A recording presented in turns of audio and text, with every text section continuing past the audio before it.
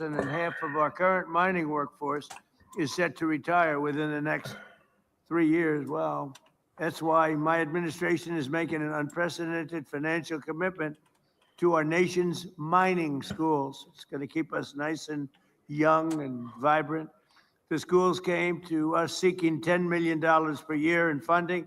Instead, I'm thrilled to announce that we're delivering $100 million to train the next generation of American miners. And you have a lot of you are in the room right now.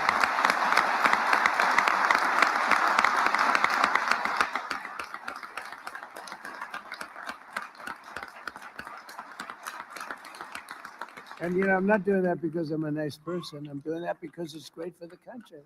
It's great for the country. And it also helps a lot of people. And they want to mine. I've seen it. And we had a little campaign against somebody named Hillary Clinton. And she wanted the miners of West Virginia to learn how to make chips, little tiny chips with their big, strong hands. And they were not, I won by 55 points. They were not thrilled. They didn't want to be doing, they wanted to be in the mines. That's what they want to do. They don't want to do anything else. I remember that. It was so unbelievable. It was very, very good for me. I tell you what, she didn't get that. We did very well with that kind of thinking. But we're also making major grants to the Colorado School of Mines, the South Dakota School of Mines, and the Johns Hopkins RTX Partnership. And together, those grants are worth $81 million. Going to train people, work with people, and we're going to put you right back on the front pages. That's what you have to be. In addition, today, my administration is announcing a series of historic mining projects worth $3 billion, which will create thousands of jobs and promote our economic stability and security. The Department of War's Office of Strategic Capital is signing a massive $1.4 billion loan agreement with Sealand Nanotechnologies to build a next-generation battery facility in Washington State using what we have right under our feet. The Export-Import Bank is working to provide more than $1 billion to finance the Ivanhoe Electric's Santa Cruz Copper Project in Arizona, one of the biggest anywhere in the world. The Ex-Im Bank is launching the Alabama Graphite Project, a $25 million investment, as well as the Fort Cady Integrated Boron Facility in Southern California. And it's going to be something. We broke through the environmental disasters. You had environmental people. Look, I'm an environmental person, believe it or not, but you had people that were just stopping it. They were using the environment to stop all of these things. The Department of War is investing $400 million to expand production of scandium, one of the world's most valuable aerospace and defense materials in Australia. The Department of War is also investing $150 million with Niron Magnetics in Minnesota. Minnesota, wow. What the hell happened to Minnesota? The governor's totally corrupt, but we won't talk about that now. That's for another day. Corrupt and incompetent, a bad combination. To build rare earth magnets. Magnets, you got to go with magnets. That's a good one. Everybody should go for magnets. Really badly needed. And Global Advanced Metals will build a major new factory in southeastern Pennsylvania to support cutting-edge defense and aerospace systems. Together, we're reawakening the spirit of the gold rush, the prospectors and the great pioneers of this country, people who built the United States of America. And very simply, we're making mining great again. And the United States is doing better than it's ever done, maybe ever done. So I just want to thank you. And I'll now ask Secretary Rubio to say a few words, and then we'll hear from some of the wonderful people we have up here. Secretary Burgum, in this order. Secretary Lutnick, Executive Director of the University of Arizona School of Mining and Engineering and Minerals. Cray Luxbacher, President of Colorado School of Mines. Paul Johnson, CEO of MP Materials. Jim Litinsky, who I know your brother. He's a nice guy, by the way. I assume it's your brother. Where is, right? That's right, Andy. Yes. Your brother? Yes. Okay, well, he's a smart guy, and so Thank you. And President of Resolution Copper, Vicky Pesce. So we'll go. I didn't know I was going to have so many people. I'll be here all day. If you could go quickly, I would appreciate it, because we have a war to prosecute, okay? That's my excuse for getting out of here a little bit early. but I've done my thing only in the sense that we're spending hundreds of millions of dollars and even billions of dollars in bringing your industry back. So we need your industry. We're not doing you favors, we're doing ourselves favors. We need your industry. People wouldn't talk about it, but we do indeed. Marco, please. Thank you, Mr. President. Thank you for coming to the State Department. We like this room a lot too, and obviously, don't look back. There's a painting up here. Uh-oh. That's a good one. I'm taking it with me. I shouldn't have said anything, but anyway, Mr. President, thank you for being here. Thank you for your leadership on this topic. It's a challenge we face in this domain that actually goes to the very survival of the country. And thank you for giving it a priority in your presidency. This has been going on for 25 years. We've been walking away from the importance of this, and now we're trying to make up for 25 or 30 years of mistakes under your presidency. So we appreciate your presidency valuing this when other presidents did not. The group of people that are here today represent the whole nation effort that's involved in this. It's because at the core of this is our industrial strength, but also our national sovereignty, that we never depend on other countries for things we need to prosper and to defend ourselves as a people. No Maple Leafs. You'll see here today, as you've already pointed out, we have leaders American not just from flags. government, American from flags. universities, from private industry, from students who are going to be the future of this industry. I wanted to very briefly touch on what the State Department's done. Earlier this year, we had a critical minerals ministerial. We brought in countries from all over the world and announced the creation of something called FORGE, which is an international partnership chaired by us in the United States to leverage public finance and coordinate diplomatic support to secure these supply chains around the world. At that meeting, we signed 11 new critical minerals agreements with countries, adding to the ones that already existed. Today, under your administration, we've already signed 27 critical mineral agreements with other countries. We also, under the leadership of someone who needs to be recognized, our Undersecretary Jacob Hellberg. I don't know if Jacob is here, but Jacob's been phenomenal. He came up with something called Pax Silica, and it's an initiative that leads our efforts to partner with the private sector and invest in mining and refining and in processing, as well as the end-use applications of that. There's still a lot of work left to do, but we at the State Department are willing to utilize our unmatched global presence, our presence all over the world to ensure that we're working on this. And we're committed to working with industry, with universities, with all the elements of our national power to bring this about. And so thank you, Mr. President, for prioritizing this. And I think we all look forward to working not just nationally, but with our allies around the world to ensure that we have supply chains that are diversified and reliable, and no country can ever hold this over our head and threaten us in the future. Thank you. Thank you, Marco, very much. Thank you. Doing a fantastic job, too. I will tell you that. Doug? Well, sir, today is a day of gratitude, and we're grateful, first of all, to have a president that understands the importance of this industry and understand that our future depends on restoring American mining. And I'm also grateful that we've got students, educators, and industry leaders together in this room for the first time, we think, in the history that any president has called this group together. So again, thank you all for being here for this historic day. It's true the president has supported American mining more than any other president in history. And it's true that with the announcements made today, he's now supported mining education more than any other president in history. And we owe you a lot for that, Mr. President. We also, when you first took office, you declared an energy emergency, which included critical minerals as part of that. You created the National Energy Dominance Council. We've got some of those partners that are right here, and whether it's Marco with the 27 bilateral agreements, going to 51 countries, whether it's Howard with the trade deals and the investments that are being made, the National Security Council, David Copley and everybody working on supply chain, Jared Hagan and the NEDC doing all of this work. It's a whole of government approach. You understood that we had to turn the ship around. It took every agency, every working together, and your leadership has driven that. Across Interior, it's included the U.S. Geologic Survey. Got Andrea Travnik here in the front row, who's the Assistant Secretary for Water and Science, which include that. But getting these things like Geologic Survey back to their core mission, which is mapping. The critical minerals list comes out of the U.S. Geologic Survey. We've expanded that to 60 critical minerals, and for the first time, we put coal back on that list because that's also such an important part of mining. And as you know, President Trump, everybody in your administration is slashing red tape, accelerating permitting, but permits don't build mines, people do. And that's why the investments that are made today related to reimagining the workforce and supporting these institutions are so great. America, it's estimated, graduates more than 30,000 lawyers every year, but you heard the president say less than 200 mining and metallurgical degree students. That has to change with a $100 million historic investment and the other investments announced today. The anticipation and the challenge to those 14 schools that are all here today is to double or triple the number of graduates in the next 2 years.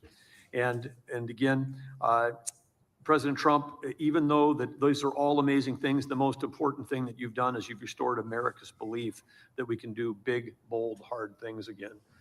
When you were campaigning, you talked about drill, baby, drill, and some people scoffed at that.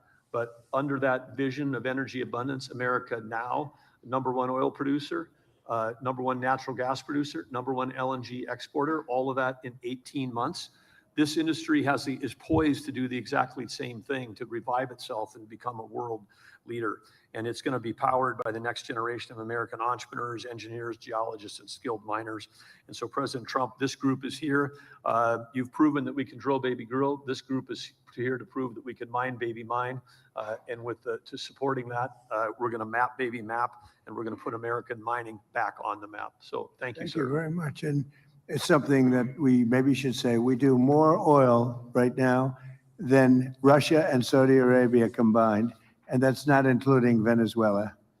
We're getting a lot of oil and good relationship we have with them too, but a lot of oil. But we do without even including Venezuela, we're doing more oil than Russia and Saudi Arabia combined. Isn't that something? That's a big difference. Howard, please. So let's be clear, critical minerals are more than an economic issue. They're a national security issue.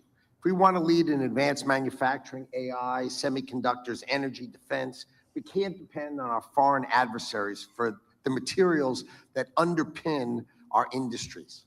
We just can't. And that's why the president tasked us to rebuild the supply chain and make it a top priority of his administration and my department. So our objective is very simple.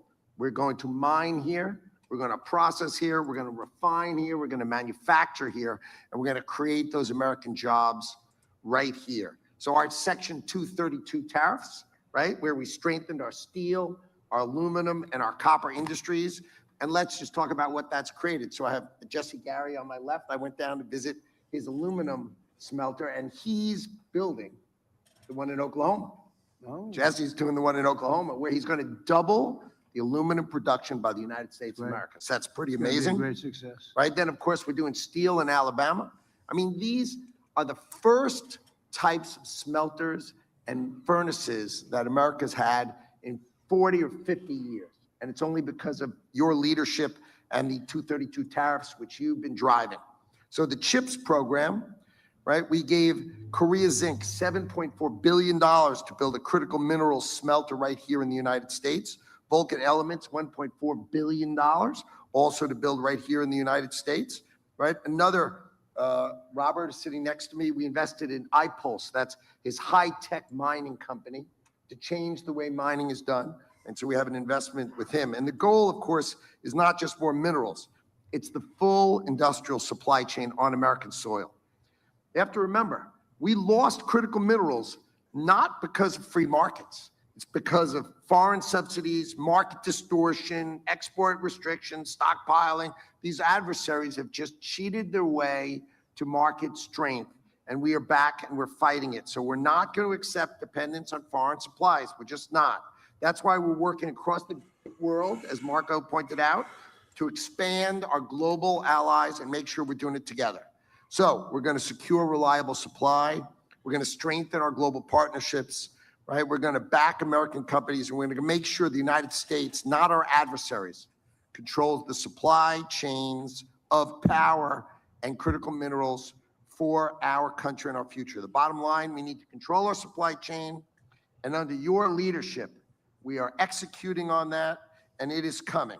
We will mine, we will process, we will refine right here in America under the Trump presidency. Thank you. Thank you, Howard, very much. And Cray, where's Cray? I'm here, sir. Thank you. Go Mr. ahead. President, first I want to thank you. This is a historic investment in American mining engineering schools, and we're really grateful. I also want to say thank you for what you've already done towards accelerating permitting for mining in the United States. It's really been unbelievable, and you've created pathways for industry. And now, in order to achieve American mineral dominance, we really need technology and talent. And your American mining schools are ready to get to work, so thank you. Thank you very much. Thank you. Thank you, Mr. President, and thank you so much for your leadership. I think the message of the day is we need to mine, refine, and make things in America. And I'm pleased to report to you, actually, because this has been a call to action from you for a long time to make magnets. I'm pleased to show you, actually, these are magnets that we made at MP for GM. Good. These magnets were mined and refined in the state of California and made in the state of Texas, 100% American made. And thanks to your leadership, we are scaling up that facility. We're going to triple the capacity. So we're delivering magnets to GM today. Next year, we'll be delivering magnetics to Apple.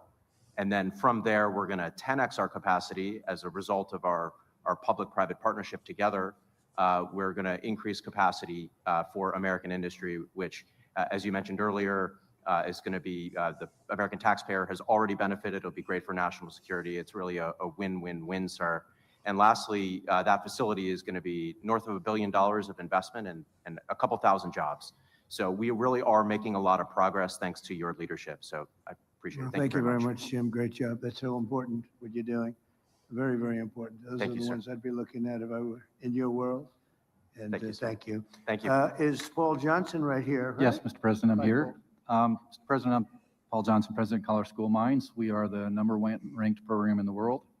We're the largest program in the United States.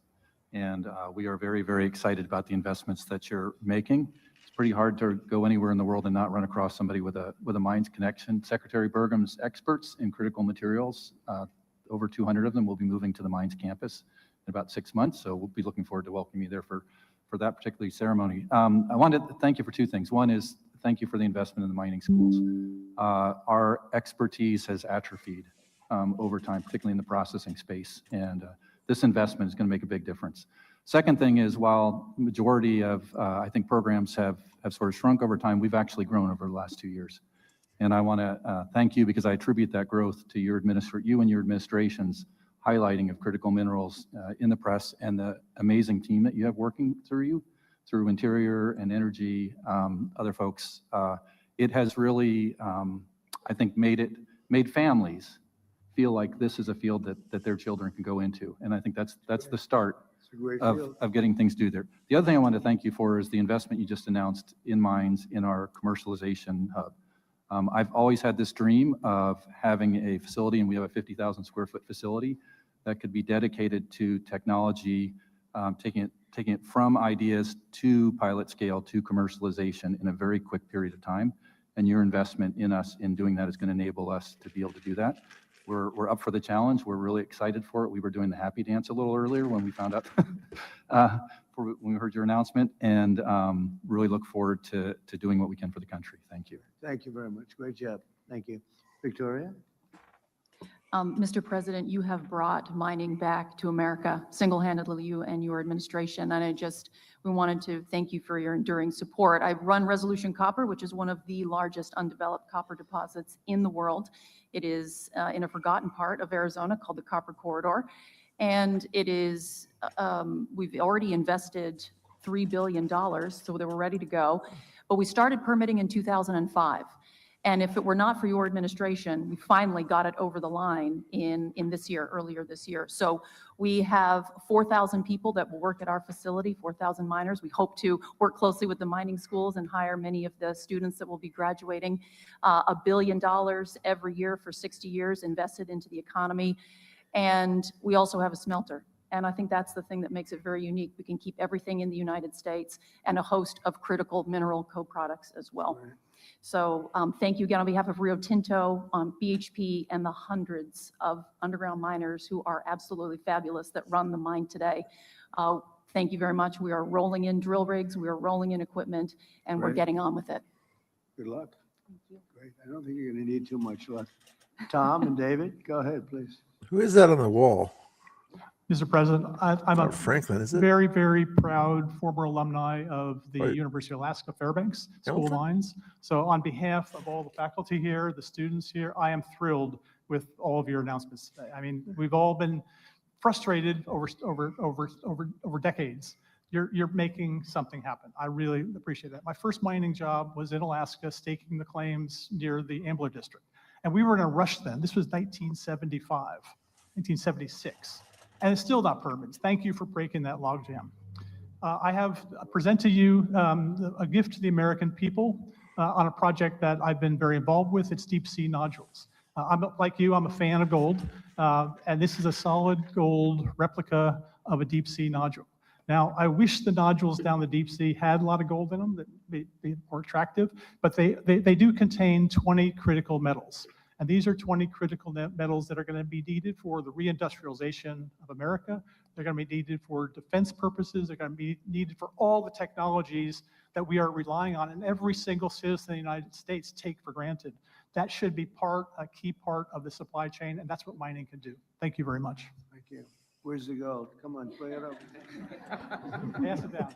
I want the gold. He just said, let me see what it looks like. It should be very heavy.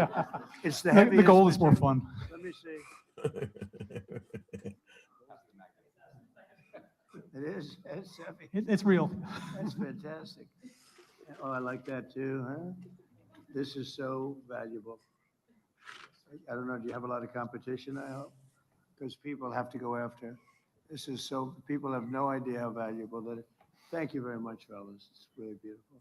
Please, David. And as somebody who joined the Trump administration from the mining industry, I just want to say that absolutely nobody supports our industry more than President Trump. So for decades, we felt ignored by Washington, and we've seen our industry outsourced to our geopolitical competitors. So I'm so grateful to work for you because you get it and you understand that this industry is foundational to our economic and national security. So thank you, Mr. President, for your leadership on these issues. And I know from all of us here in industry that we are committed to building the world's best mining sector here in the United States and reestablishing American mineral dominance. Thank you, sir. Great. Thank you very much, my friend. Well, the mining industry has no greater friend than President Trump. He's obviously, everybody knows he's the greatest deal maker in the world, but what he's doing here today is bigger than any deal or one deal or two deals. This is generational. He is focusing on the next generation of miners. That is something that has never been done before by a president of the United States. He is single-handedly today going to change the entire next generation of mining in America, and he is making America the center of energy dominance for the world. So thank you, Mr. President. Well, thank you very much. Great. Would you like to say anything, fellas? Good-looking guys here. Mr. President, this is a truly historic occasion to bring America back to the leadership of mining, which built this building and which built this country. We've been sleepwalking through many administrations, and this is a revolution that will just electrify the millions of people in the United States that understand that everything you touch, we either mined it or we grew it agriculturally. And the people that are the farmers really need everything the miners produce to help them farm. So this is critical to our national security. We're elated with your support, and we're going to use Yankee ingenuity to prove that we can dominate the supply chain again, rather than have that used by other nations against us. Thank you for that. You know, you used the word sleepwalking. That's what our country was doing with respect to mining and many other things too, by the way. But sleepwalking, it's a great word. Thank you. Please. Yeah, it's an honor to be here. This is so exciting to see this attention. I'll just say thank you for your attention to this matter, as you like to end your posts. It's awesome, and we're here and we're ready to go. So thank you.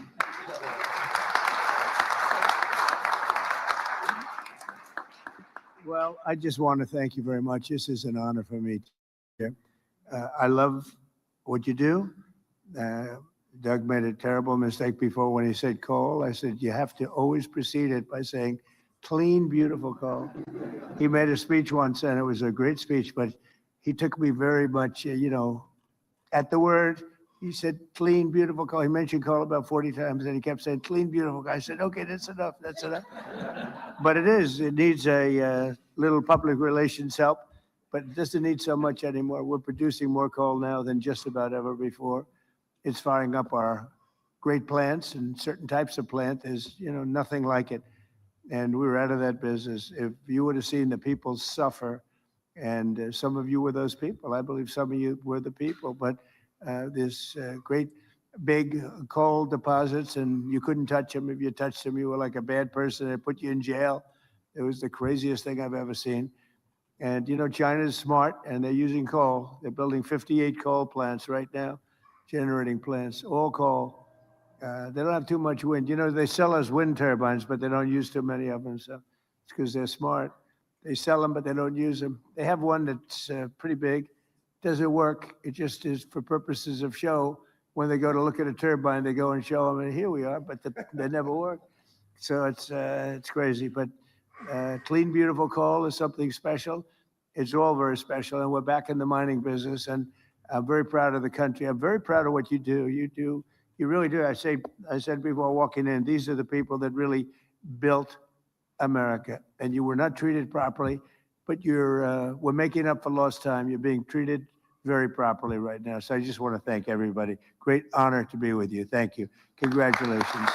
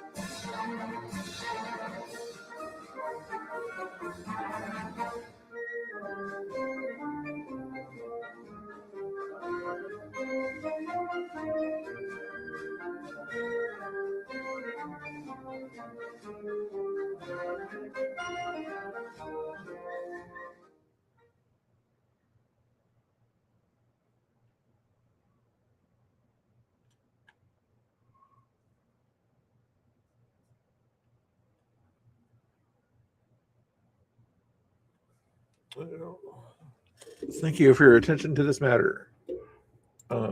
Anyway, that's a catchy tune. That was catchy. You recognize that tune? Hopefully you do. Hopefully you do. I got a few things on Twitter here just to cover some other news here for the heck of it here. Not a whole lot, just some little here and there. I saw this Vivek thing here. It looked interesting. Talking to a Democrat out there in Ohio. Free country. Why don't we spin the wheel? Spin the wheel. Spin the wheel. So what's your name? I'm Patty. Patty. Hey. Nice Vivek. to meet you. We can disagree. We can Still be disagree. friendly. Absolutely. Please spin This is the wheel. America. That's what we do. What's that? She's our boss. Oh, is that right? Okay. Yeah. Okay. All right. So you want you to check if there's any unclaimed funds. Oh, I bet there are. Yeah. I bet there are. You spin the wheel. So what I would say, QR code, I think and this should, you can find your unclaimed funds. I think they should go to bring down property taxes. That's what I think. Unclaimed funds is a good through property tax relief. I think they should go back to people. Well, you know what? Give it to Cleveland. But our state legislature voted. I'm an American and Ohioan. Forget the D or the R. Do what's right for the people. Anyway, I just want to say, we can all have some fun, and even if we And have a payday. we want to raise paydays for Ohio. We want to raise paydays. So anyway, have some fun and.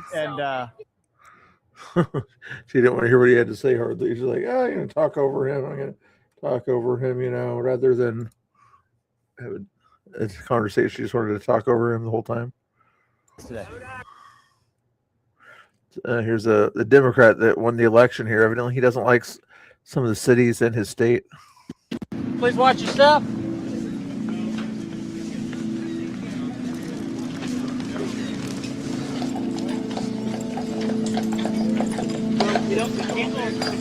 I hate Mackinac so much. It's funny because, if we win, this is going to be the, summer home. I'm just going to be every time I've ever come here, I've hated it. Why am I here? Please watch your step. Every time he's ever come to this city in his state that he is running to be the senator of, he hates the city. Interesting. He didn't say he hates the weather. He didn't say he hates little things about it or something like that. He says he hates it here. Here's Sammy Ibar and a few other Tiefers or whatever were in court today. I guess they got their court date pushed out to December or something like that.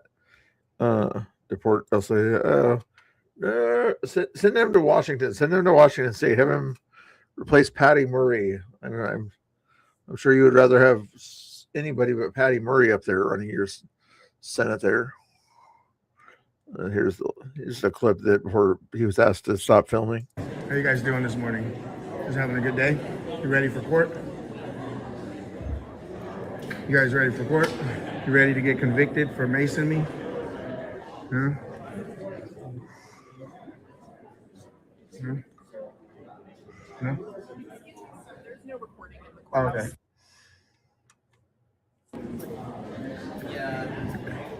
Hello. How you guys doing this morning?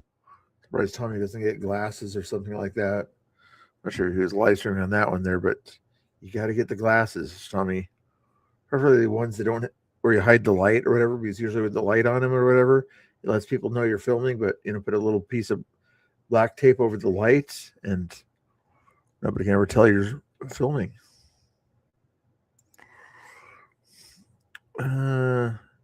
T. Davis reports ICE Seattle arrested an Amazon delivery driver in the Wedgwood neighborhood. Amazon has a history of hiring illicit labor. Is that true? Is that true? Or is it unfiltered? You and your Washingtonians, do you always hire illegal labor? You Amazon people up there? You trouble Washington people?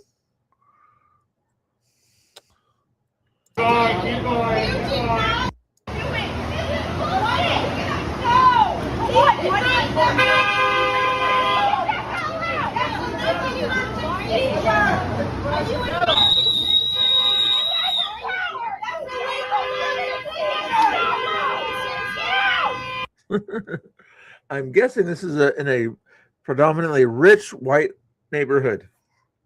Based on the language and the tone of the voices I'm hearing, I'm going to verify this here. Wedgwood neighborhood, Seattle. This is Wedgwood neighborhood.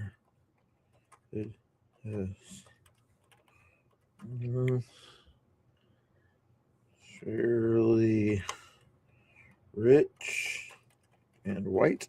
I'll ask it directly.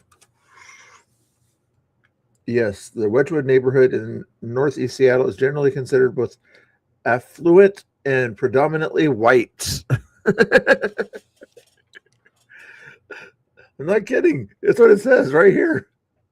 Racial breakdown, 69% white. The remaining population is made up of smaller percentages of Asian, 14%, well off. Hispanic, 8%. Black and African Americans, 1%. Rich white people wanting to protect illegals. But guess what? They won't invite them into their rich houses. But stay here, stay here. Be my Amazon driver, please. Oh, wait, are you guys still here? Anybody watching? Oh, that's funny. Oh, just listen to the voices, knowing that these people are rich white people that won't invite them into their houses, but they want to keep them in the country. So that it's cool that he's working and things like that. Props to that person for working out there, but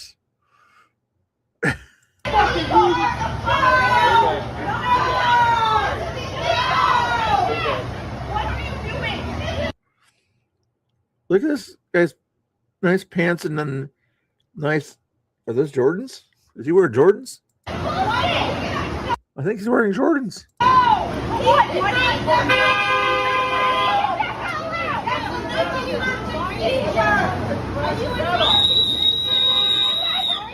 You guys are blah.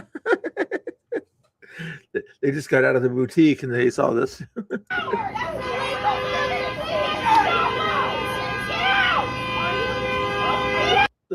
I heard the word Gestapo on the news last night. Oh, so funny. There's probably a funny thing here. What's something boomers do that drive you nuts? They walk very slow. Use up all our Social Security. I don't know why y'all tell us to make up our bed when we're gonna go home anyway and mess up the bed again anyway. Do it or I'm suing you. What is wrong with the younger generation? They speak too fast. I can never understand them. They're stupid ass. They don't have any respect for their elders. I wouldn't know. I find it personally offensive that you've asked me. I consider myself to be the younger generation. Try being 110 and doing it again. Who had it harder, boomers or zoomers? We did, because we had to deal with all types of Boomers.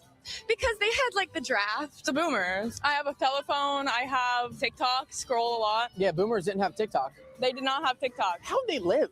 I don't know. We had it easy because, of the stimulus checks. Who gave you that stimmy? Trump, man. Trump gave it to us. You gotta love me. Are young people too entitled? Spoiled generation. The children are spoiled. They're uneducated. Way too entitled. The little brats. He's talking about Canadians. He's talking about Canadians, or little brats and things like that. That's what I call them. Brat summer, we're back. What is something younger people do that you just don't understand? Everything they have is about sex and violence. Paying all this money for colleges, and they're stupid as hell. Everything is initials, which drives me crazy. Who are you texting 50 times a day? IDK, my BFF Joe. What is the most boomer thing someone can do? Be racist. Do the whole like back in my day. Like I went to school barefoot. You're about to ask me something, and then you forget what you're about to ask me. That you like to be able to. Anyway. How would you balance a checkbook? How would I balance a checkbook? I don't know. How do you balance a check? Somebody's gonna say, "What's a checkbook?" Book. I ain't gonna lie, I never got asked that question before. I actually wrote my first cashier's check this year. And how old are you? 28. Oh my God. Seriously? How do you work a dating app? All that dating stuff is crazy. In ancient days, it wasn't that. That was set marriages. Did you have an arranged marriage? Well, I'm married to Jesus Christ. Have you tried the dating apps? A couple. I just have a phone. Hello? Does this work? Yeah. Okay, boomer. Let's try it. 202 228 292. That was Lindsey Graham's number.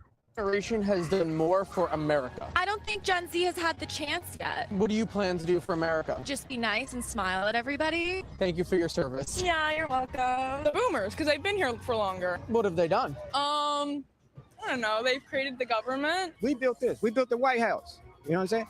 We built New York. We built America. You owe us reparations. Everybody was more together back then. Back in the early 60s, people were more together. Yeah. We did not uphold our promise to make this world a better place. So do you feel sorry? I feel regretful. Apologize to me. I am really sorry that I didn't do more to make this world a better place. I accept your apology. Oh, thank you so much. You will survive. What do you want to tell Jesse? You're on his show. Jesse is definitely a boomer. Oh, I really can't talk about my relationship with Jesse. It's personal and it's private. Do you know who I am? No. Here's Johnny. What does that mean? What did that mean? It's funny sometimes. Anything else to look at here? Let me double check the news thing here. That looks interesting. Scroll, scroll, scroll. That's what everybody does, is scroll, scroll, scroll. What is this about? Far left history, including calls to defund the police. Remember that? She wanted to abolish ICE, abolish the Senate. What state? Francesca Hong is facing a swing state reality check as she tries to downplay her far left history, including calls to defund the police. Remember that? She wanted to abolish ICE, abolish the Senate, all of that and much more. And Democrats, even on the far left, are worried she'll crash and burn. Our Mark Meredith is live in Washington. Hi, Mark.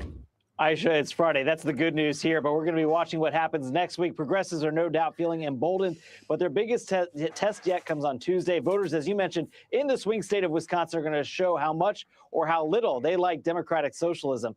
37-year-old state assemblywoman Francesca Hong is considered the front runner for the Democratic gubernatorial nomination. She's a Democratic socialist, but she says she does not support the entire national DSA platform. Still, Hong has embraced controversy. She's campaigned with Congresswoman Ilhan Omar, as well as progressive activist Hassan Pike. Rapid fire. Do you support repealing Act 10? Yes. Universal child care? Yes. Free school meals? Yes. Guaranteed paid leave? Yes. Abolishing ICE? Yes. A 1-year data center moratorium? Yes. But some are questioning her judgment after multiple controversial posts online, like calling for the abolishment of Thanksgiving, claiming it's racist. The state's Democratic Governor Tony Evers now has this warning. She has spent her entire campaign dealing with not with the issues, but what's on the Twitter. And I just find that that's not a good way to beat Tom Tiffany. And if you start that way, you're going to spend your whole time doing that instead of having somebody like Now, Democrats are also fully embracing Michigan's progressive Senate candidate, Abdul Al-Sayed. The candidate who nearly beat out a moderate Democrat this week is getting the star treatment, including a nod from potential presidential candidate Gavin Newsom. As the New York Post points out, as soon as Al-Sayed was declared the winner, Newsom endorsed him, and now just days later, California's governor is preparing to head to Michigan for a multi-day campaign swing supporting the Democratic ticket. And today, the former Transportation Secretary Pete Buttigieg, he'll be in Detroit. Remember, he's a Michigan resident now for an election rally to boost Democrats, including Al-Sayed. And he told a podcaster earlier this week, Aisha, that he's also leaning towards a presidential campaign of his own. A lot of jockeying here happening. Of course he is. Let's support the Democrat socialists. What would the Republicans say? Pete Buttigieg was a fan of Hassan Piker. You really want that guy to be your president? What's on here? Speaking of Hassan Piker, August 23rd, Hassan Piker's in town. I'm guessing Tommy and company are going to go see that one. There's Anchor Baby. His parents came to America from Turkey for the express purpose of shutting him out on U.S. oil. Then they went back to their homeland. He lived in Turkey until he was 18 years old, and then came to America for anti-white, commonly referred to as color. Oh my goodness. Crazy Hassan. Crazy. Oh, did Chad Keaton get hurt? What happened here? First night home from D.C. Oh, so he had some issues there, maybe. It's a dog thing. I don't see any other crazy news. Was that Wisconsin again? Yeah, Wisconsin. What's going on? Crazy people yelling at police. Oh boy. They'll be crazy type people. Yeah, that's what they be. I don't see anything else worth watching here so much. Ooh, this person. Should honestly be ashamed of yourself right now. He's got a MAGA hat talking to. Staged or not staged here, guys? I think this was staged. Jamie and Blake is the TikTok handle here. Oh, I'm sorry, I meant this. Should honestly be ashamed of yourself wearing this hat. That's at a McDonald's, isn't it? A play place out front. Usually it's a McDonald's kind of thing. Ashamed of yourself. I'm a proud American. I'm a proud American too. That doesn't mean you have to be proud of the Cheeto that's in charge right now. The cheater. Of the Cheeto that's in charge. How can you be proud? Seriously, How can you get off. How can you be Get mad about off. making America great? You think what's happening right now is making America great? Are you serious? Yeah. You're serious? You're proud to be with your husband? You're proud of this? You're proud of the man that you married? You're proud Staged or not staged? of this? Take it off. I'm so serious. Get it off.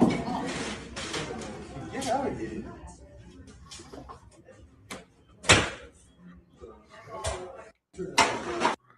What?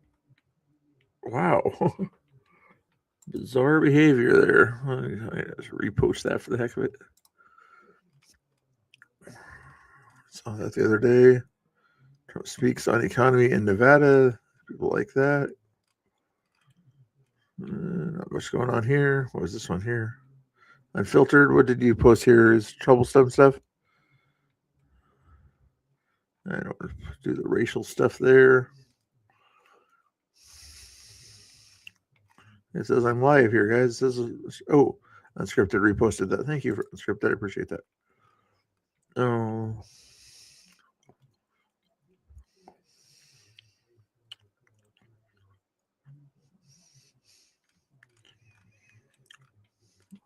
How many nose rings do you need? What the heck? 2 lip rings? What kind of people destroy their lips? Like, do any guys like that stuff? Disgusting. Fetterman, what are you doing out there? Oh, that was Mike. Never mind. Found a walking stick? I don't know what's going on there. I don't think there's anything else worth watching here. Oh, what did this Richard Gere do? The moment Trump came into office, we packed our things up and moved to Spain. Good for you. What the heck? This must be interesting. The second time I saw this one here. Oh, Hassie announces he will vote to confirm Todd Blanche as Attorney General. I think that was a hurdle they needed to get past the Todd Blanche to be confirmed. So good deal. Blanche keeps up his things. Enrique Tarrio, more than anyone can ever imagine. There's probably his mom out there hugging him, I'm guessing. When he got out of jail. He covers that. Let me check and see if there's anything else worth watching here. 46 minutes there. Check the watch later thing here. Where'd it go? Pretty sure I finished those. Oh, I didn't finish those. Rufus, 2 hour? Did he do a live one? The cow? Remove from watch later. We saw that one. Let's see what Ansel put up here. That is worn by a Catholic nun. This is a hijab and a burqa, which is worn by Muslim women. Now, the difference is this one is optional and this one is mandatory, so much so that in some countries, women can be jailed and punished for not following the hijab or burqa requirements. There are 24 countries that have banned these face coverings. Now, the United States is not one of them. That is the reason why in places like Dearborn, people are taking over the streets, showing that very young children are also completely covered head to toe. They're doing these massive marches. Muslims are the fastest growing religion in the United States, and by 2050 that is projected to double where it is at currently. And in this video you will see that these women are hitting themselves in the head. Maybe they are punishing themselves for going out without a male or something like that, because it seems to me that the religion is very anti-women.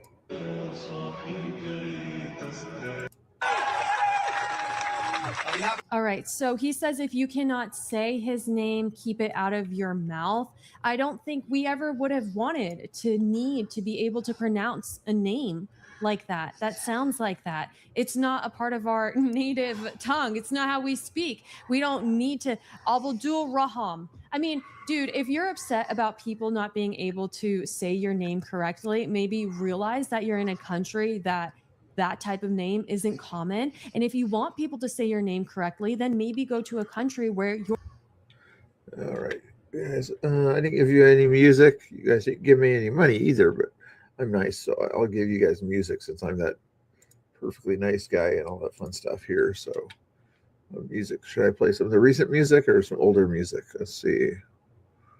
Did you guys hear some of the music last night? Mr. Bill Likes Everyone. How about that one?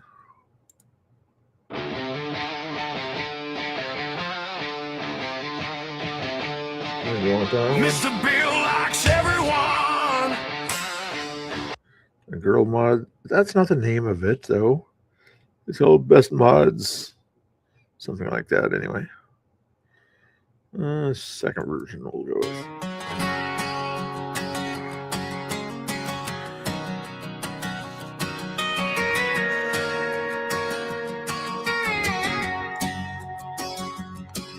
Mr. Bill's moderators, best on the internet. Britt opens the door with a welcome and a smile. Jeannie hollers out Mr. Bill's channel out, and other friendly channels all across the crowd.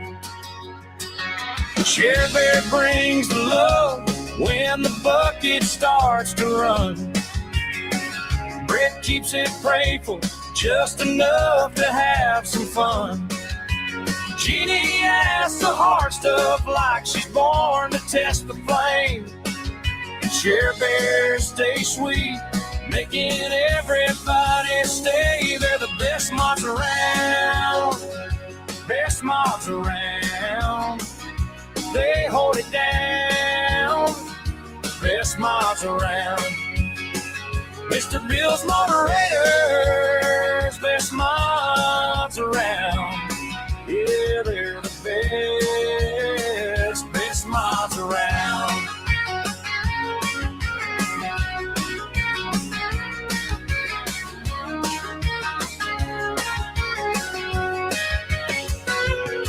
Rick welcomes folks in like you've been here all along. Jeannie lifts the shout out and keeps the whole room strong. Share Bear helps the channel when the giving gets close. So kind and so steady, that's what people notice most. Britt can give a hard time with a grin and shining eyes. Jeannie keeps on checking Mr. Prickly's alibis. Share Bear stays overnight like sunshine on the floor.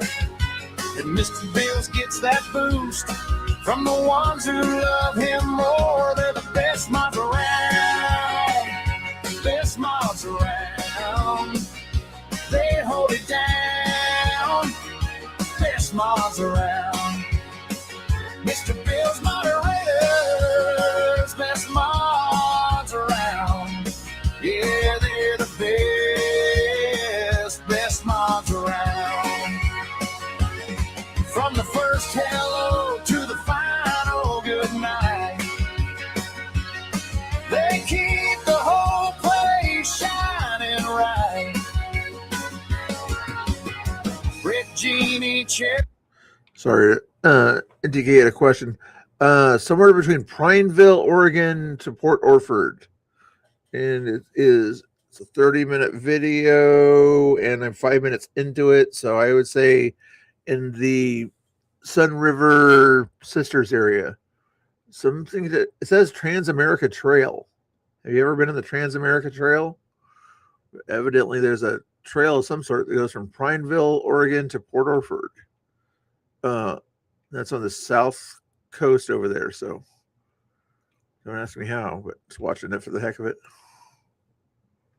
Where's this thing here?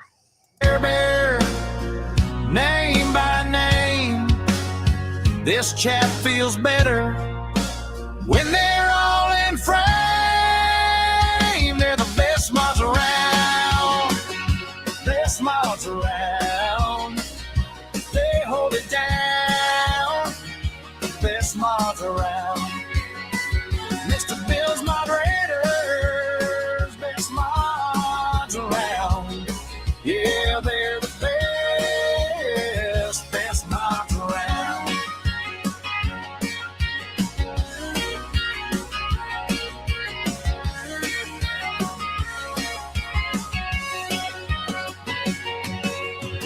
Britt, Jeannie, Chair Bear, best on the net. Mr. Bill's moderators never forget. Ooh. NDK's going to wonder where that was, so I gotta scoot back. Scoot back just a hair. There is a sign on the road there.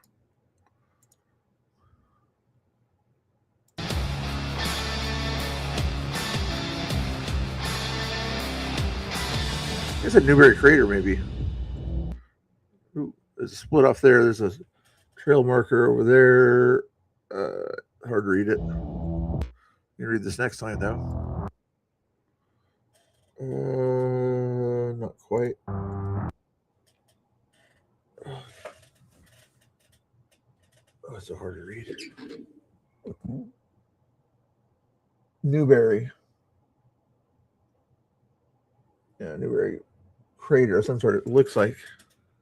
I'm just trying to pause it. I went past it. Okay. Coming out at East Lake. Come at East Lake. Come here. Is this, which road is this, you think? NTK, are you still watching? East Lake that way. Paulina Lake. That, okay. Oh, I see where he's coming out. Oh, that area, Newberry Crater, Paulina Lake, south of Lapine area. Store, cafe, cabins, boats, fuel marina. Pretty lake. Go see the lake. Go see the lake while you're there. Paulina, personally. East Lake's nice. Paulina is a little bit prettier. One time I went there, it was a little stormy and got rained all over the tent. They're both gorgeous. Yeah, you guys want more music? I'm bored. I just don't know what else to do right now, so I'm just going to give you more music here, if that's okay with you guys. We're doing a lot of shout-outs lately. Let's do shout-outs. Oh, wait, have I done the second version? Here's the second version.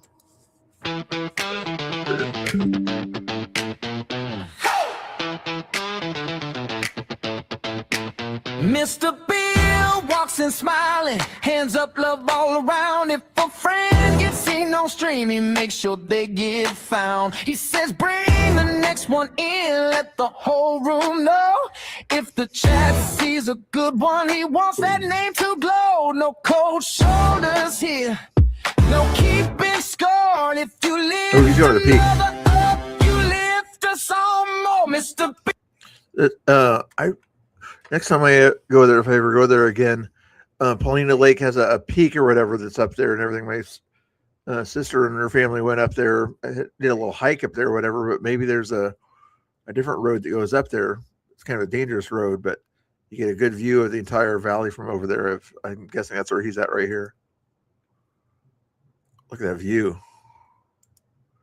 Not sure what direction that's looking there, but he sees a lake in the background. What lake is that?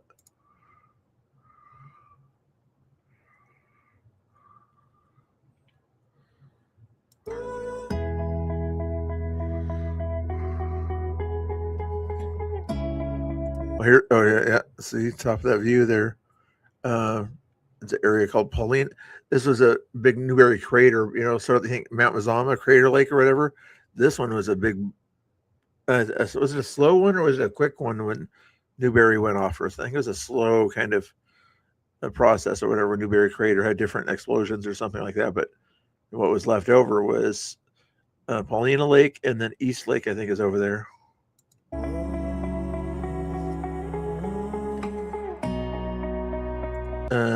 That's mountain in the background. If you can see that one there. And in the middle there, Black Butte. I believe those are going to be the sisters, North Sister, Middle Sister, South Sister in the background there. Ooh. You're confusing me. Why are you guys always trying to trick me? Trick me with things there. I didn't ask any ones or twos questions. Tricky people.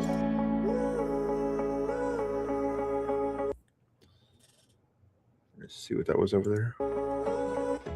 Paulina Peak. Yeah, that's where it was. Paulina Peak. Yeah, I wanted to go there.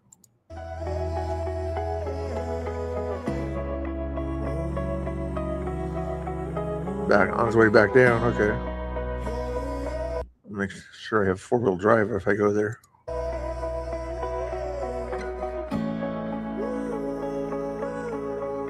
Central Oregon, in case you're curious.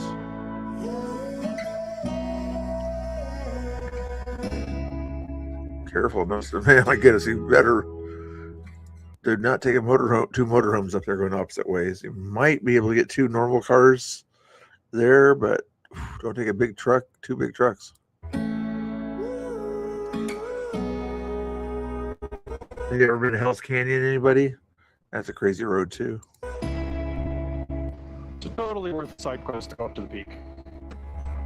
The road is directly across from Plano Lake Camp. Okay, that's where I always miss it, because I wanted to go into Paulina Lake or whatever, so I was focused on that. So I took it when there. I wasn't even seeing that there was another road, so that's the road I would take. Okay. Even though there used to be a sign, but there's not anymore. That's probably why I missed it. There's no sign there. Like, oh, what's this road? I don't know. It's the most beautiful views you're going to find out there, but probably don't want too many people going up that road because it's dangerous. Jeannie's trying to. Maybe it's not right here. No, yep. Coming from the other side is where the sign is. I missed it. Didn't look like much of a road.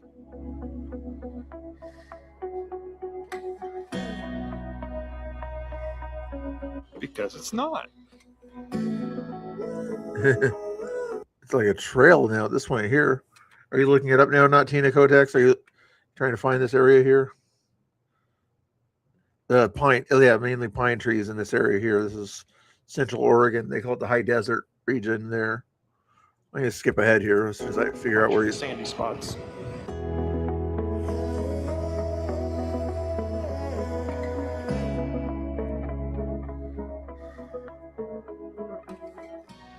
That stretch road's like riding on a marshmallow. Looks like it's solid, but it's just tough. Interesting. Welcome to Lapine. I was wondering if he's going to bump into Lapine. It's a nice little town. I think it's lunchtime.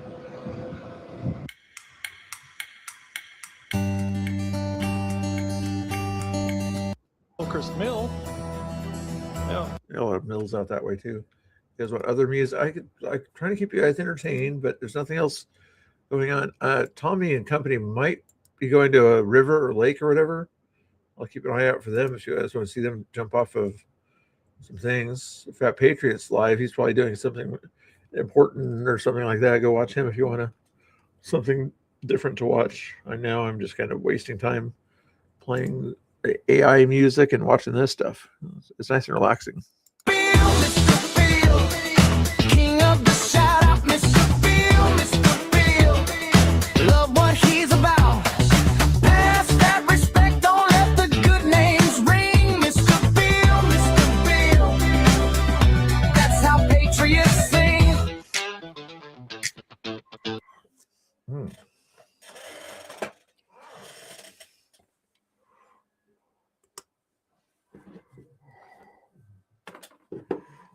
Somebody wanted a mic check here. We're going to check a mic.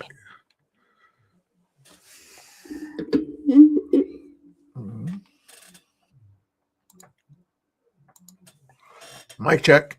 Mic check. Yep. The mic is working there, Jeannie. Can you hear me? I know you can hear me. Everybody likes to hear me. I'm the best co-host. Okay? No, not too loud. Not too loud. Perfect loudness. You're too loud. You gotta be nice, Jeannie.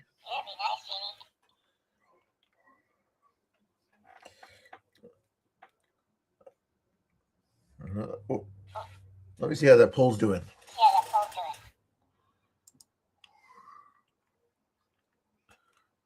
I thought I had a poll going. Didn't I have that poll going?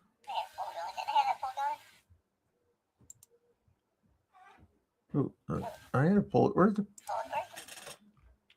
Was there somewhere?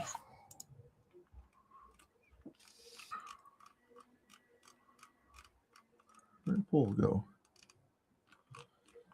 Let me refresh here.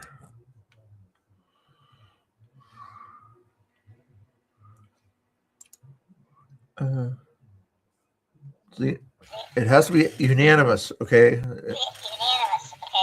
In order for Mr. Bill to have a different co-host, it has to be 90% or above.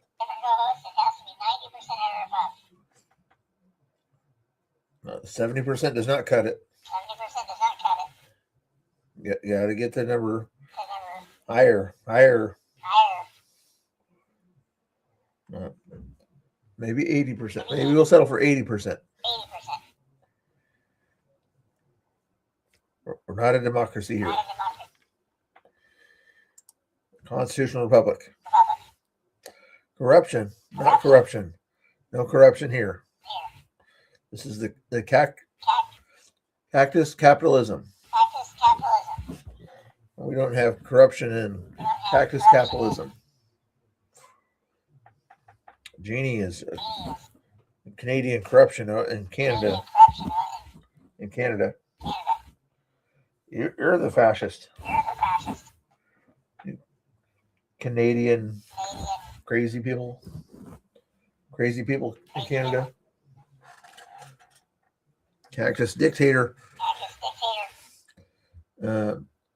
This is going to be inappropriate.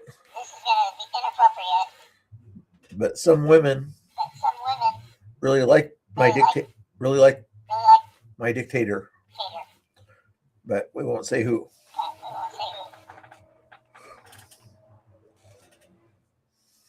Hubie.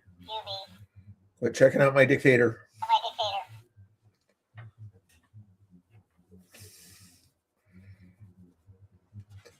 If I was a dictator, I would be the best dictator.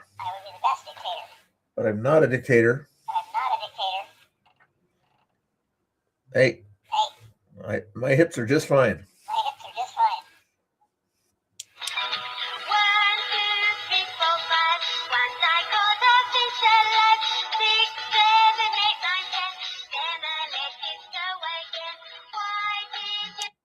See?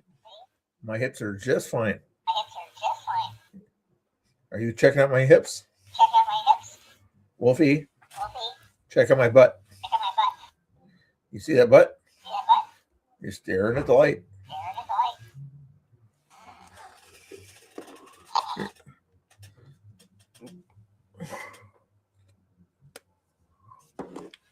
I'm going to take a little break here, guys. If you guys want to hang out with me, feel free. If you want to hang out with other streams here, Mr. Prickly is his name. Be nice to Mr.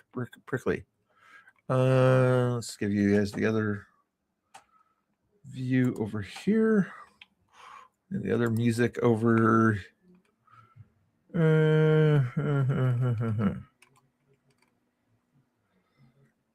Kirby's on deck. Let's try that one.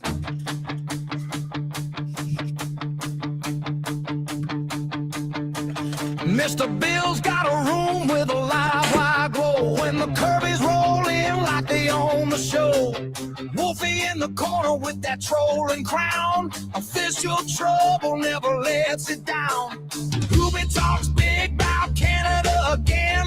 Bragging through the chaos like it's a win.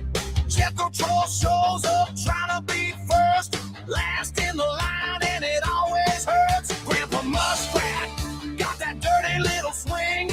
Risk walks in and the whole place sing. When they hit the chat, it starts to move. Everybody else trying to catch that groove.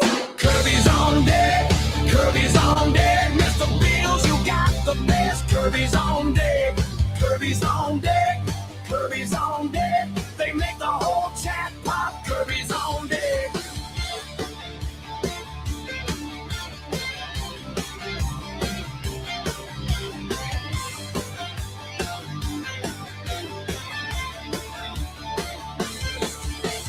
Wolfie flips the switch and the sparks come fast. Hubie throws a wild one, makes the moment last. Jethro's in the lobby, begging for the front. When he lands at last, he takes it to the gut. Grandpa Muskrat grins, Chris brings the funk. Two-step in the thread and the whole room bumps. Every lurker wishing they could feel what they got going down. Mr. Bills, look around. You built a moving wall between the street and sidewalk. They were standing tall. If the quiet ones would just step in, this whole wild stream would light up again. Kirby's on deck. Kirby's on deck. Mr. Bills, you got the best. Kirby's on deck. Kirby's on deck. Kirby's on deck. They make the whole chat pop. Kirby's on deck.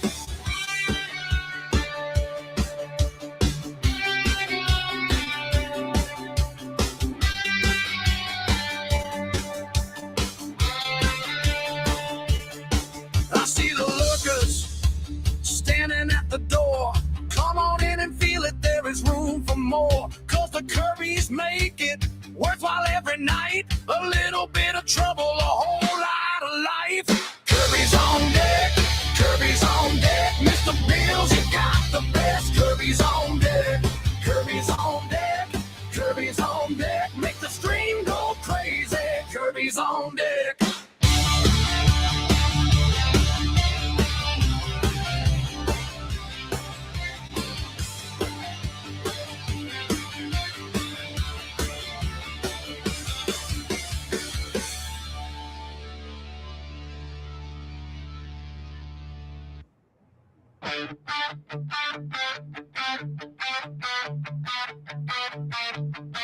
Mr. Bill's got a room with a live wide glow, and the Kirby's roll in like they own the show.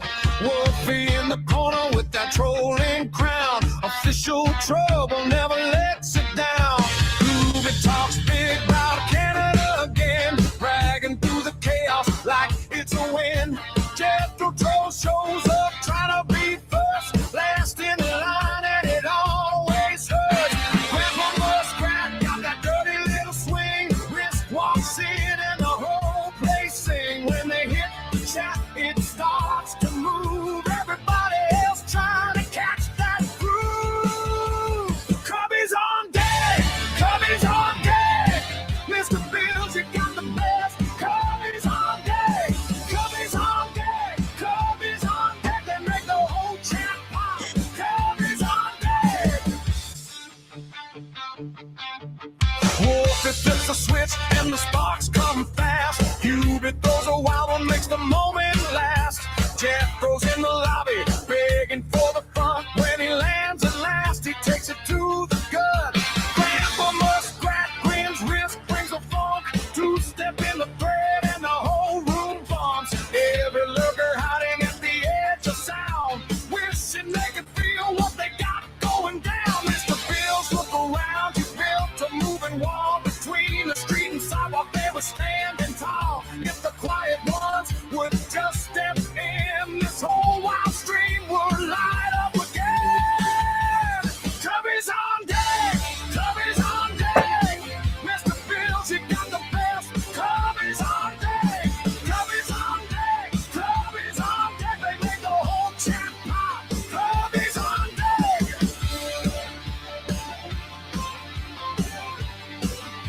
Kirby's on deck.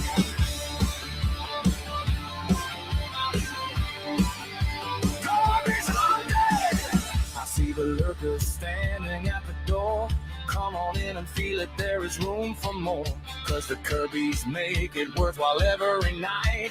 A little bit of trouble, a whole lot of love. Kirby's on deck, Kirby's on deck.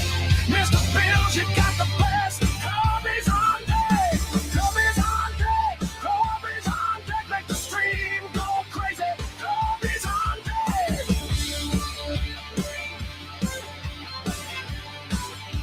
Kirby's on deck.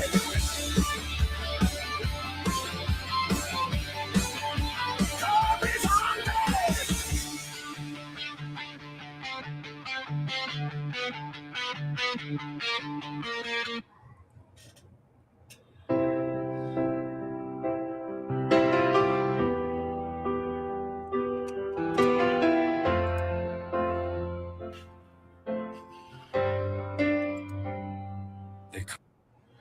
All right. Oh, this is a soft song later. I was checking. I've just turned on my messages here, Let me see what we got. Hubie left me a message here talking about some songs that he likes or wants me to listen to. My Turn with Jesus, Dear Lord, and Give Me Wings.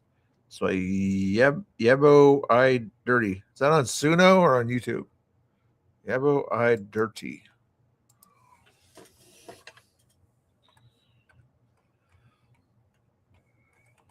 So strange name. The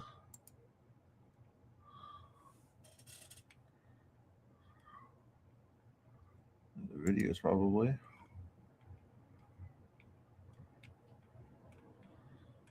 I'm trying to see one of those on this thing here. Looks like the person does some different songs here. What was the one you liked there? Where's the one? YouTube. Okay, thank you. Okay. And Give Me, how about Give Me Wings? Sounds interesting. Let's look into that one.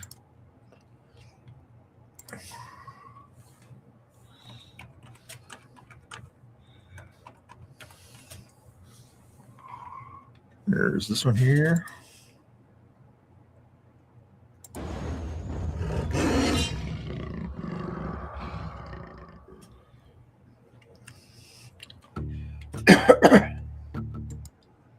Hold on, let me just give you guys the link here. Copy that into the chat if you guys want to check out this guy's music on YouTube. Here we are.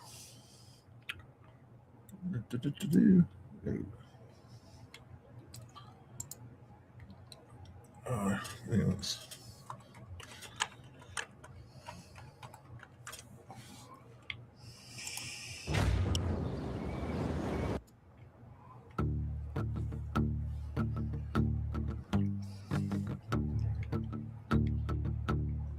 Does he do videos or just music here? He does. Give me wings, Lord, so I can fly away.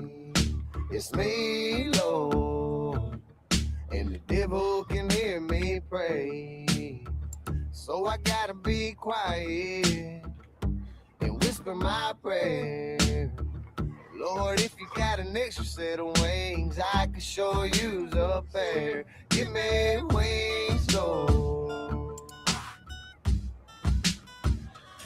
Give me wings, Lord. Oh, Lord.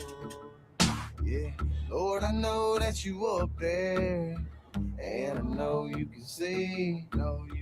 I've been going through hell down here, and the devil keeps chasing me.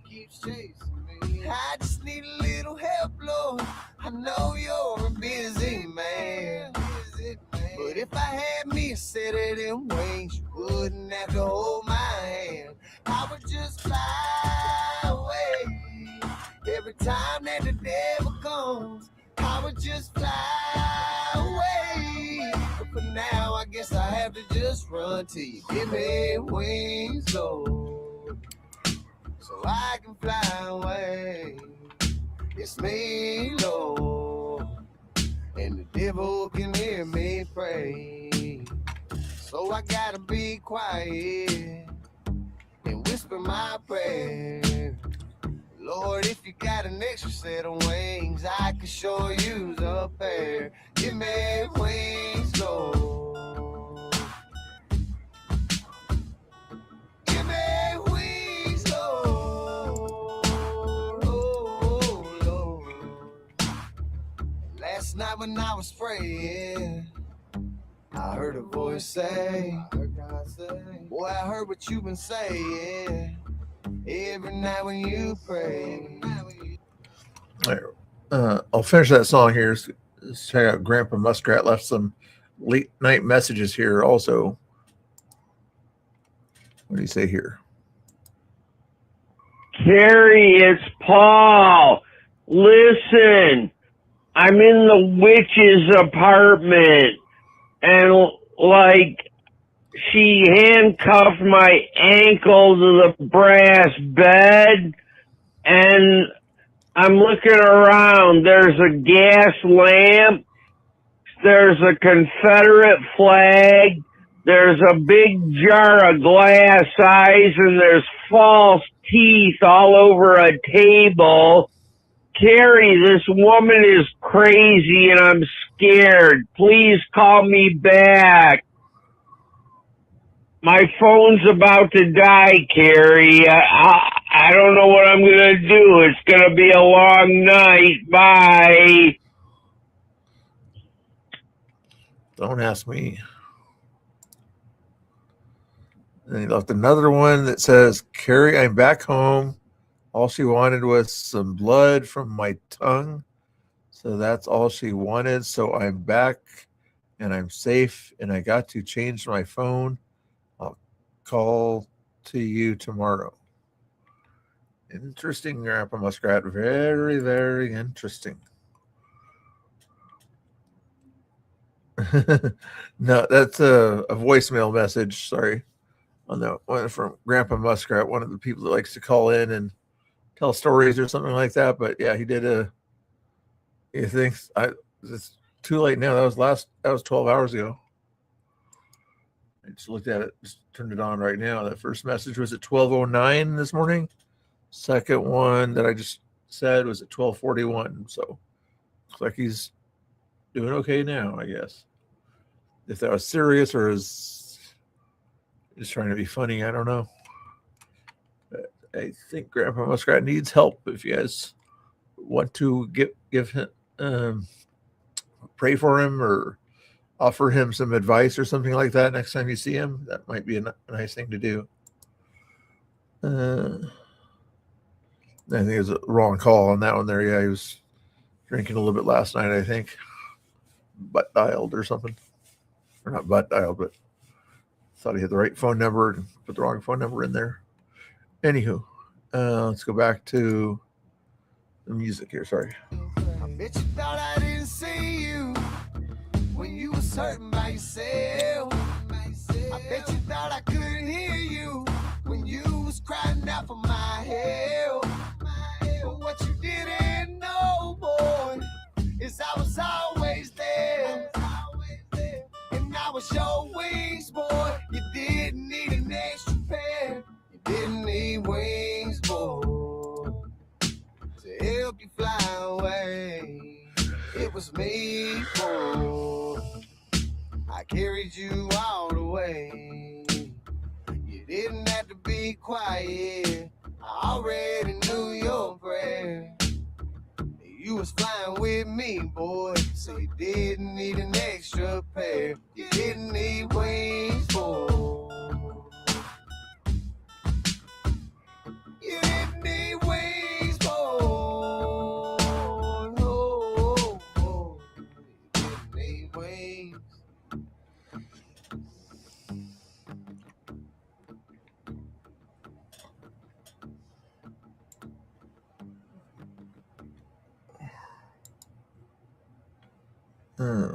Let's see, other songs or whatever. Maybe we'll play another song because I'm out of ideas here.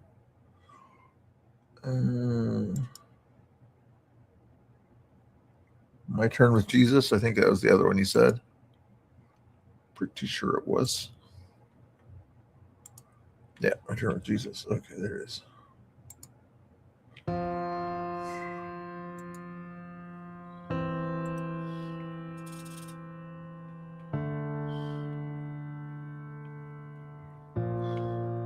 One day my time will come. I'll finally see his face. I'll bow down on my knees, surrounded by his grace. And when he calls me up, I pray I've done enough. I just hope I don't get speechless when it's my turn with Jesus.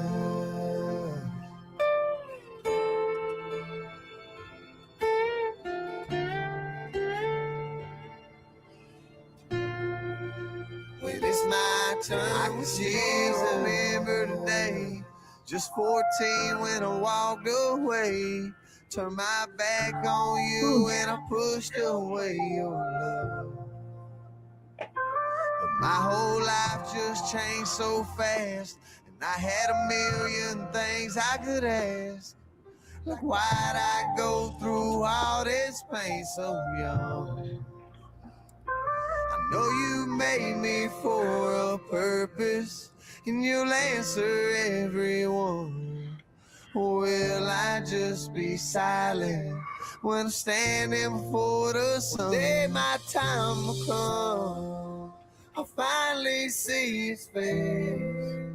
I'll bow down on my knees, surrounded by his grace. And when he calls me up, I pray I've done enough. I just hope I don't get speechless when it's my turn with Jesus.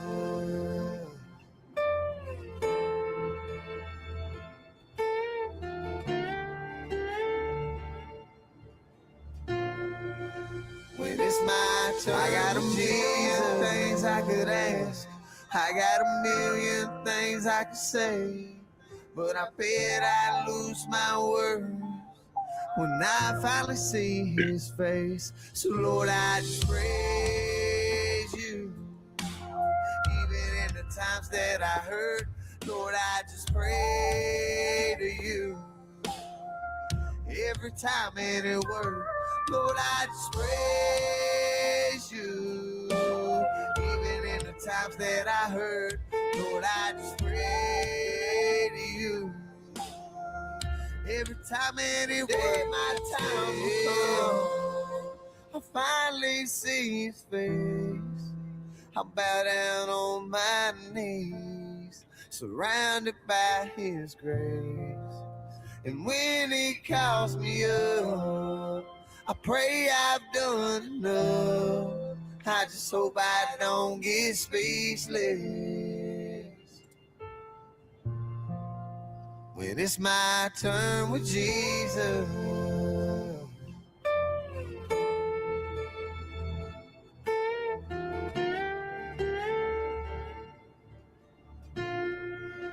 When it's my turn with Jesus.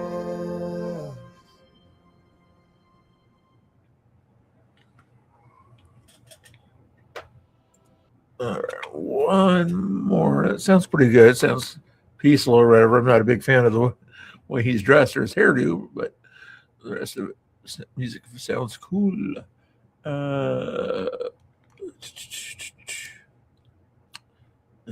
He says, "Dear Lord."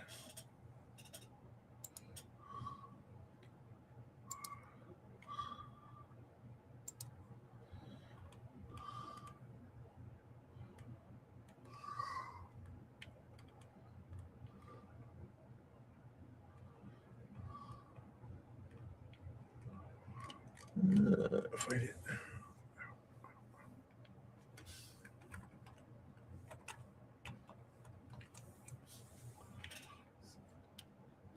Featuring Hitman. Let's give it a shot.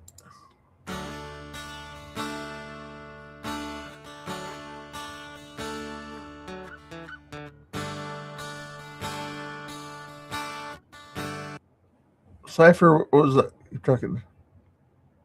I appreciate that out of the blue. Where'd that come from? Make sure you got that on the right channel there, okay? Make sure you didn't send that to mistake me for Tommy Boy or something like that now. Thank you so much. I appreciate it. Thank you. Give you some free bubbles for the heck of it here.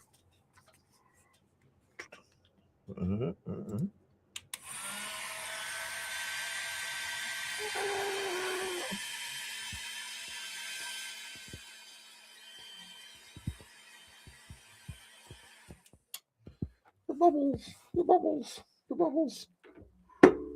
Is that K2? Ooh, is he sneaking in there? K2 would have a different kind of thing or whatever. If it was him, he would sort of say something interesting. Let's see. Hold on. When did this thing show up here? Live. Thank you. Where did it go? There it is. Keep truck. Oh, maybe it is K2 from trucking, since he did say trucking on there. There's another guy, Long Haul Nate, from the Panelverse that sometimes comes in here also. No, yeah, he's the guy that calls me Frosted Tips. Anyway, I appreciate it. I appreciate it. Nice to see you. Thank you, thank you, thank you. Where are we going? Oh, we're going over here. Dear Lord, don't let me fall. 'Cause I know the devil chasing me. I'm at war. I'm at war. And he want it all. But I know that you can save me, please, dear Lord. Will you save me? Please, dear Lord.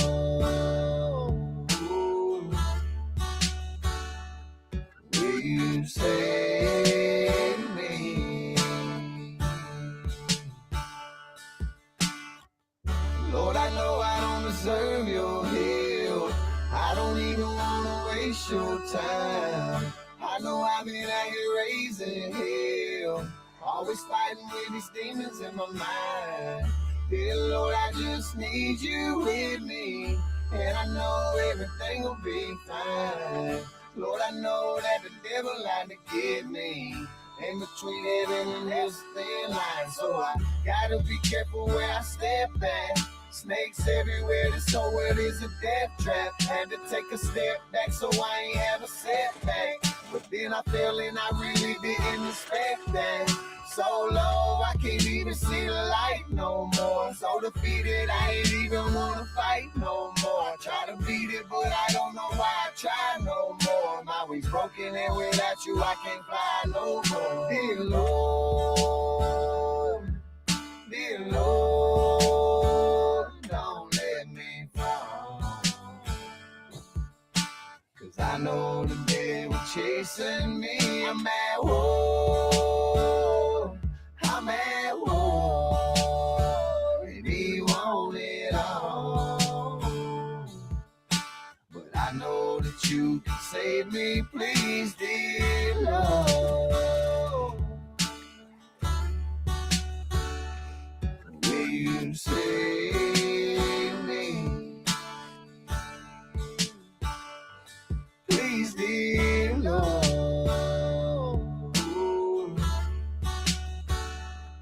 Will you save me? Dear Lord, please forgive me of my sins. The path that I have chosen ain't worth the hell within. Even though I strayed away, you never gave up on me. You must see something that I don't even in me owe me. You never fail, you're always there when I needed you most. I know you died so I can live. Sometimes I hear the Holy Ghost telling me that I can love again, even when others don't. I've been broke so many times, that's hard to over. That's cool, Latina. I can't make it out there. Two things going on here, and then I might go to something at night or something like that. But I'll restream you if I have the chance. Oh, make sure everybody tunes in, of course, for Latina. I guess already put the link out there. Yeah, they're gonna take it down here in the near future. I think we covered enough of those songs there. Here's the Lloyd Center.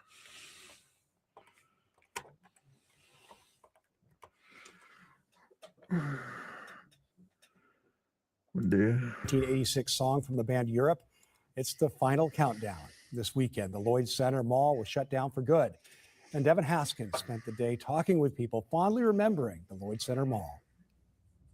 I talked with several people walking the mall today who were here saying their final goodbyes, remembering the mall that they had spent so much time in that meant a lot to them as they grew up. For 66 years, Lloyd Center Mall has been a place to create memories. From skating to shopping, it served as a hub, bringing people together. The people would come together, the eateries, the camaraderie.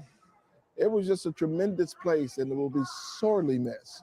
Just days before its closing, the mall sits mostly empty. Gates of once occupied stores are down and locked. Inside, an empty shell of an unknown business. Busy spots, an ice rink, a pretzel shop, and a store that's been there since 1961, Joe Brown's Caramel Corn. Oh my God, the Lloyd Center was a magnet. It drew people from all walks of life, race, creeds, color, national origin, it didn't matter. Opening in 1960, it was the premier shopping center in Portland. You think the United Over the States years, is political fair, figures like Bill? Richard Nixon and Robert Kennedy spoke here. I'm very pleased to be here in Portland. When the doors first opened, eager shoppers streamed through the doors.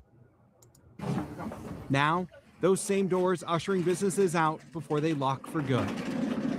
It's really sad. I was here walking around with my group of friends and watching the ice skaters, and you get a little choked up because it has been a part of our lives for 66 years.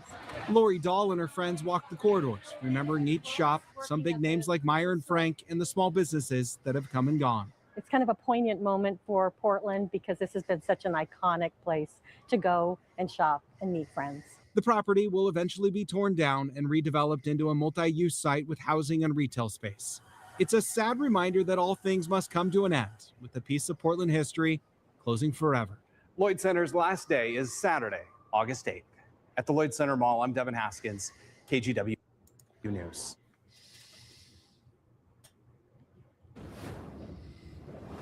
They say time flies when you're having fun, and I must be having fun doing this because this is one of those things, this is the fastest thing's gone through here. Lloyd Center's days are numbered. Store owners inside only have a handful of weeks to find a new storefront location before the mall closes for good in August. Meanwhile, Portland City Council today heard an appeal of the master plan that would redevelop the property into a mixed-use neighborhood. That hearing will continue tomorrow before council makes a decision. K2 Shelby Slaughter shares how some business owners are already preparing for life after Lloyd Center.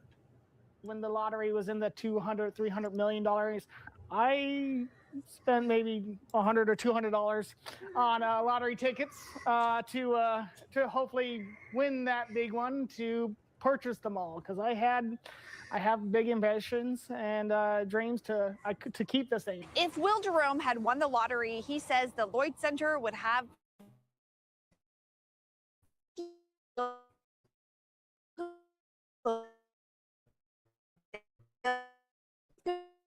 where else? I remember the Toys R Us at the very far end. I remember the third floor being tilt with the movie theater there. Jerome opened up Gambit's Games and Anime nearly 7 years ago, selling things like Pokemon cards and plush toys and creating a hangout for gamers. Now his sights are set on the future, a new location. Well, I was wondering if Panchuan came from the debate verse, avarice verse community or something like that. That's cool. He's avarice. Lost avarice. I'm guessing Cypher, did you come from that? Must have came from that group. I appreciate you guys watching me. Is there nothing going on in the panelverse right now? Oh, I was going to check. I'm not really in the panelverse, but I appreciate you guys popping in and saying hi to me over here. Just chilling out here right now. But yeah, Rob's not on. Emmett's not on. Yeah, I don't see anybody on that you guys would normally watch right now. I don't know the other guys so much. AVG would be on also. Who else is in that group of people out there that's kind of the Rob Orbiter type group or whatever, if you want to call it them that? Off of Northeast Sandy Boulevard. Speakeasy. Set to open up in early August. With having the visibility, hopefully we can utilize some of that off of the 84, and then just basic traffic going off of Sandy Boulevard. Jerome tells me it's been a hard pill to swallow, planning for not only this ending, but a new beginning outside of the Lloyd Center. He hopes the community that helped build his business will follow him into this next chapter. And as we've reported, multiple stores inside this mall plan to stay open until the very end. That includes the beloved ice rink. Reporting in Portland, I'm Shelby Slaughter, K2 News. That's very cool. Very cool. Okay. I think I bored you guys enough. Have I bored you guys enough yet with silly things? Oh, I want to hear a Nixon speech at the Lloyd Center. Why not? They say the United States has stood still for the last 7.5 years. And Tina, you probably like the speech. Anybody who has said that hasn't been traveling around the United States. If you think the United States has stood still, Who built the largest shopping center in the world? The Lloyd Shopping Center, right here. Okay, that is Vice President Richard Nixon at the time, celebrating the opening of Portland's Lloyd Center Mall in 1960. Now, just over 66 years later, the Littman's. Wow, I heard that name a long time ago. final countdown to the mall's closure is on. Saturday is the final day. There you get the idea. As long as they're he's tricky, but like magic tricks, okay? He didn't do any bad things, did he? But yeah, there's still two major malls in the Portland area now, or malls you can kind of walk through and things like that. Clackamas Town Center and Washington Square. One on the west side, one on the east side. If you want other malls in the ballpark or whatever, you're looking at Vancouver Mall. Decent. Mall 205. Haven't been there in a long time. I don't know how that one's doing. If you go down Woodburn Company stores, more of an outlet shop than anything. I never heard of Galleria. I don't know what that is. You probably won't see a dance. You probably won't see a dance. I got a sore foot. I got to save it up for tonight's dancing. You can see this guy dance. You saw some dancing. He was dancing earlier. What else? Let me see if there's anything. I keep looking for lives out there. I don't see anybody on live. Or just having fun at the river or something like that with most of those guys out there doing their river dancing or something like that out there. But nothing else that I can think to do here, guys. Check out X again just to see if there's any late breaking news over there. Not seeing much there. Let me just check and see this. Oh, 3 hours ago. No. Nope. Not seeing much to watch right now. Boring. A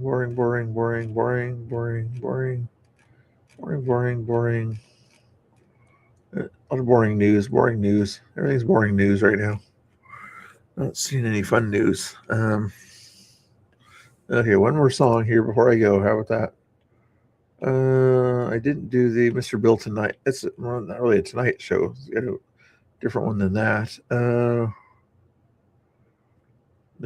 Best audience ever. Let's see if that applies today. We'll see. Late night on the screen, they all know the routine. Say a little too much just to keep the room alive. Fat Patriot and unfiltered, trading shots for the thrill.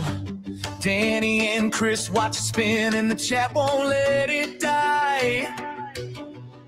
Quincy keeps it tuned in, Bible verses in the air. Feminists and fire alarms, everybody wants a stare. They all chase the moment when the comments start. I still pop into Happy. I don't think I've, maybe a little bit. I restreamed him once or whatever.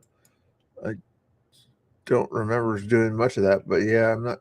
It is weird when people kind of like, I can restream other stuff, but you have to get my permission to restream me or something like that. It's kind of weird. I mean, if they get permission from other people to restream, but I don't know. Interesting.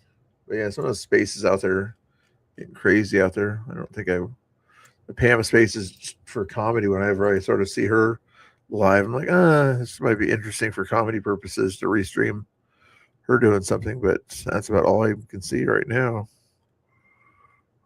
Bizarre things. Geyer, did you? I don't know what Geyer's up to. It looks like he still needs a haircut. You're wondering how I got in here. Let's just say the truth has a way of leaving the door wide open to those who aren't afraid to walk right through it. We talk about the news. We talk about currently occupying the desk that I'm sitting at, Matthias Hallett. Now, look, I've done the work. gone through the files. I've tracked the money. I've looked into every corner of this man's life to see if there was a crack in the armor. Anything to suggest he wasn't the real deal. And you know what I found? Not an inch. Not a single slip up. Matthias Hallett isn't just a candidate for City Council District 3, but he's the kind of man who actually understands what a city government exists to serve the people, not a radical agenda. Let's talk about his background a little bit. It's not built on an empty risk to this country. While the current city council, that performative social club, has been publicly turning our streets into the drug markets and treating your tax dollars like a personal piggy bank for their political allies. Hallett has been watching and at this DSA-controlled disaster and saying enough. His platform is simple. It was Safer Portland initiatives because he actually wants to feel. All right. Well, maybe we'll see if Guy will come on the show and give his opinion on this new city council member that's, or she's running for city council or he's on the city council, but sounds interesting. I want to finish my music and go do something else. But underneath the chaos, they still want something more.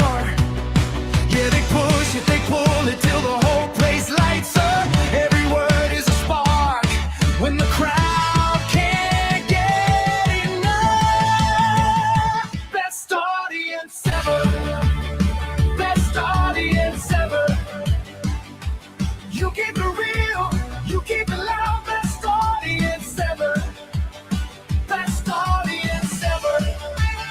Best audience ever.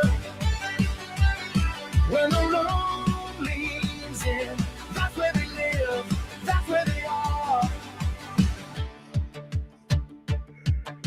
They all wish they could do it like Mr. Bill's on cue.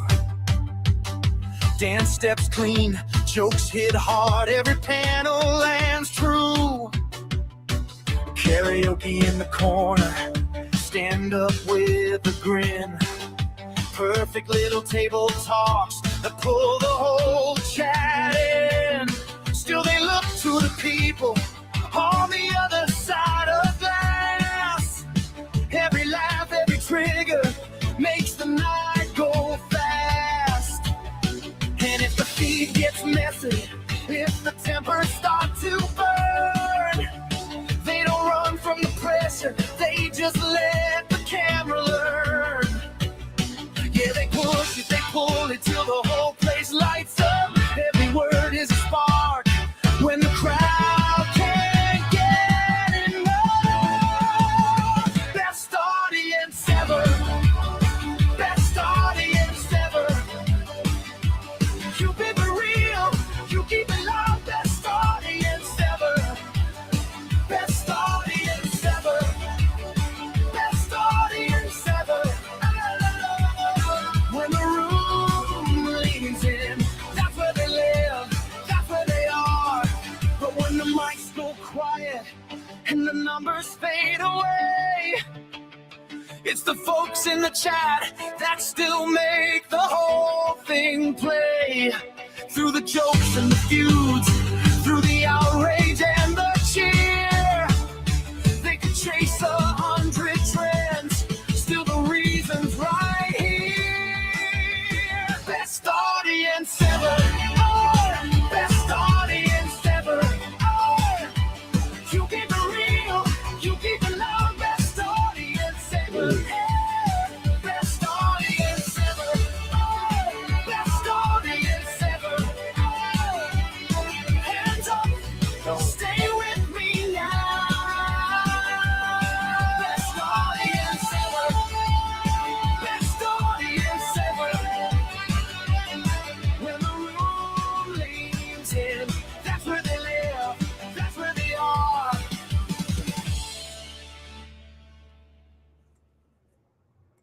Alrighty, guys, we're gonna do 2 raids here. If you guys want to hang out with Fat Patriot over there, he's watching me and doing a TikTok debate thing or something like that. Follow this link and go hang out with him if you'd like. Guy over there. Otherwise, the rest of the people are going to head over to MDG. What is MDG doing? He's restreaming something usually, or he's playing video games. Let me see what he's doing today. There's the button there. 200 people watching, usually restreaming if he's getting that many. Court or Oh, they work there. They're like going into Congress, whether they're going to do the Todd Blanche situation, I would guess is what the big deal is today. All right. Slag Saint just posted a video.